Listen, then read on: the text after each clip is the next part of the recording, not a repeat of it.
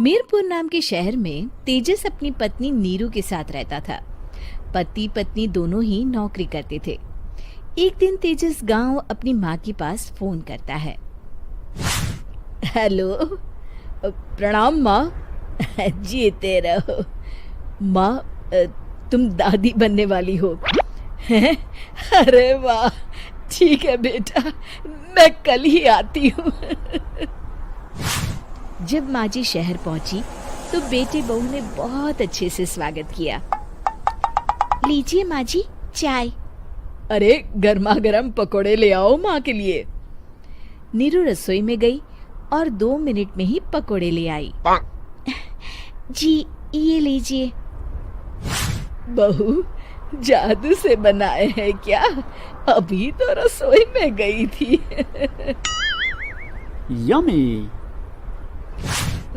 माँ जी, शीला रसोई में पकोड़े तल रही है, मैं बस लेकर आई। हे भगवान, मेरा धर्म भ्रष्ट कर दिया तूने। अब तो गंगा जल से शुद्धिकरण करना होगा। दूसरे दिन, माँ जी मैंने नाश्ता बना दिया है, ऑफिस जा रही हूँ। पर अभी तो घर का सारा काम पड़ा है। शीला आती ही होगी, झाड़ू पोछा बर्तन कपड़े वो सब कर लेगी।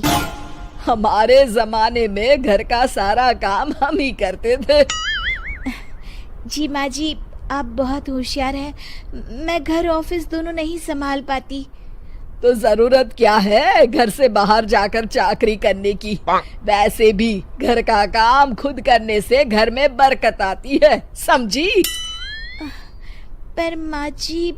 पर वर कुछ नहीं, इस महीने की पगार मिले फिर ऑफिस बंद। हाँ।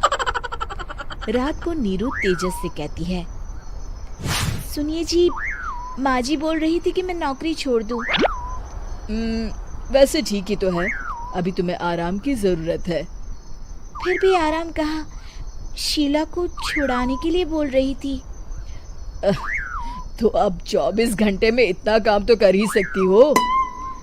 पर जॉब पसंद है मुझे, घर पर मन नहीं लगेगा। अगले दिन जब दोनों ऑफिस के लिए निकल रहे थे, मेरी तो कोई कीमत ही नहीं है इस घर में। माँ जी, आजकल महंगाई बहुत है, रहन सहन भी बदल गया है, दोनों नौकरी करते हैं तभी ठीक रहता है। अच्छा, तू कहना क्या चाहती है? मेरा बेटा तुझे बिठा के खिला नहीं सकता? तू ही इस घर का खर्च चला रही है, हैं? नहीं माँ जी, मेरा वो मतलब नहीं था। मतलब खूब समझती हूँ, ये बाल धूप में सफेद नहीं किए मैंने। हाँ। अब तो ये रोज का काम हो गया था। तेजस भी रोज की झिकझिक से परेशान हो गया था। एक दिन उसने कहा, नीरू, वैसे भी तुम्हें मैटरनिटी लीव मिलने वाली है, तो अभी से ही छुट्टी ले लो। पर क्या, मेरी सैलरी अच्छी खासी है। आखिर नीरू ने रिजाइन कर दिया। जब बच्चा हुआ तो घर में सब बहुत खुश हुए।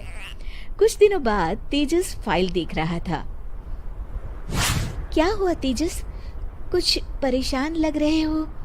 हाँ, वो हमारी जितनी सेविंग्स थी वो तो हॉस्पिटल में और छठी के फंक्शन में खत्म हो गई है नीरू। और अभी वैसे मंदी चल रही है तो मैं बोल रही थी कल मुन्ना को हेपेटाइटिस का टीका लगवाना है। नीरू, क्या पोस्टपोन नहीं कर सकते? नहीं जी, बिल्कुल नहीं। अब तेजस को समझ में आ रहा था कि उससे गलती हुई है। पैसों की कमी का असर घर के माहौल पर भी पड़ रहा था। अगले दिन, बेटा मेरा चश्मा और ये दवाइयाँ ले आना, पर्चा देते हुए माँ जी ने कहा। जी।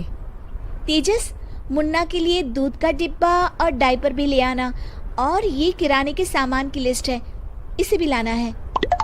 तेजस गुस्से में लिस्ट मरोड़कर फेंकता है और चिल्लाता है, पैसे क्या पेड़ पर उगते हैं? ये ले आना, वो ले आना। अरे पर ये जरूरत का सामान ही है। वो गुस्से में बिना कुछ कहे ऑफिस चला गया। अरे लंच तो ले जाइए। नीरू दौड़कर डिब्बा पकड़ाती है। एक दिन खाना खाने के बाद, नीरू, अब तो मुन्ना कुछ बड़ा हो गया, तो अब तुम वापस ज्वाइन कर लो ना जॉब। पर इस रिसेशन में जॉब मिलना बहुत मुश्किल है। ट्राई तो करो। फिर मुन्ना? माँ जी है ना, और एक फुल टाइम मेड भी लगा लेंगे। पर माँ जी, उन्हें तो पसंद नहीं। तभी माँ जी वहाँ आ जाती है और प्यार से नीरू के सर पर हाथ फेरते हुए बोलती है, अब मेरी समझ में आ गया बहू, पहले के और अब के समय में अंतर है। तुम काम शुरू करो, मुन्ना की जिम्मेदारी मेरी। मेरी प्यारी माँ जी। ये कहकर नीरू उनके गले लग गई। शिक्षा, परिवर्तन संसार का नियम है, हमें भी समय के साथ चलना चाहिए। उम्मीद है कि आपको हमारी ये कहानी पसंद आई होगी। कृपया हमारे चैनल को सब्सक्राइब करें और सभी अपडेट्स के लिए बेल आइकन जरूर क्लिक करें। और हाँ, वीडियो लाइक और शेयर करना मत भूलिएगा। Bye bye.